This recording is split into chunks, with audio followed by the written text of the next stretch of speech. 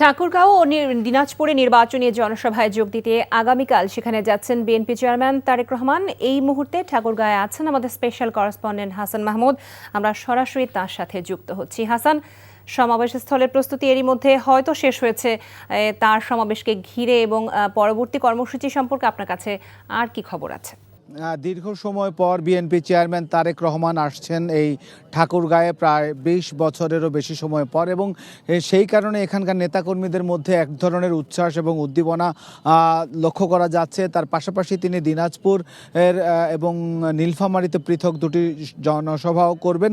এবং আপনি জানেন যে এই ঠাকুরগাঁয়ে কিন্তু বিএনপি মহাসচিব মির্জা ফখরুল ইসলামের এলাকা, এবং এইখান থেকে তিনি নির্বাচন করছেন, এবং সেই কারণে তারেক রহমান কিন্তু এই ঠাকুরগাঁয়ে আসছেন, যার কারণে এখানে আরও একজন স্থায়ী কমিটির সদস্য ডাক্তার এজেড জাহিদ হোসেন তিনি পাশে যে দিনাজপুর জেলা সেখান থেকে নির্বাচনে প্রতিদ্বন্দ্বিতা করছেন, যার কারণে এইখানকার নেতাকর্মীদের মধ্যেও এক ধরনের উচ্ছ্বাস উদ্দীপনা রয়েছে, যেহেতু দলের মহাসচিবের এলাকা এবং তার নির্বাচনী আসন এটি যেমন একটি বিষয়। এবং যেটি জানতে চেয়েছেন, ঠাকুরগাঁয়ে সকাল 11টা ঠাকুরগাঁ জেলা স্কুল ময়দানে বিএনপি চেয়ারম্যান তারেক রহমান বক্তব্য রাখার কথা রয়েছে, এবং এরপরে তিনি বক্তব্য রাখবেন নীলফামারীতে, সেখানে পৌরসভা বড় মাঠ, এবং এরপরে তিনি দিনাজপুরের বিরামপুরে যে জনসভাটি করবেন।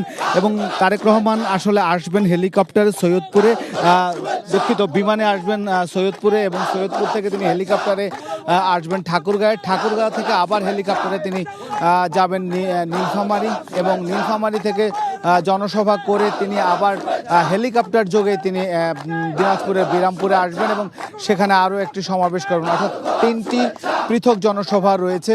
সকাল 11:30টায় শুরু হবে এই যে মাঠে আমি এখন আপনার সাথে যুক্ত রয়েছে, যে মাঠ থেকে ঠাকুরগাঁও জেলা স্কুল মাঠ, এবং এইখানে মঞ্চ করা হয়েছে, এবং নেতাকর্মীরা কিন্তু রাত জেগেও কিন্তু এখানে অবস্থান করছে, যেহেতু দলের চেয়ারম্যান দীর্ঘদিন পর এখানে আসছেন, সেটি তাদের একটা উৎসাহ এবং উদ্দীপনার জায়গা রয়েছে। সেই কারণেই রাতভর এখানে কিন্তু যেহেতু এটি অনেকটা সীমান্তবর্তী অঞ্চল, এখানে কিন্তু ঠান্ডা রয়েছে, ভালোই ঠান্ডা, যার কারণে ঠান্ডা উপেক্ষা করেও কিন্তু নেতাকর্মীরা কিন্তু এখানে উপস্থিত রয়েছে। তো সব মিলিয়ে কাল আসছেন তারেক রহমান।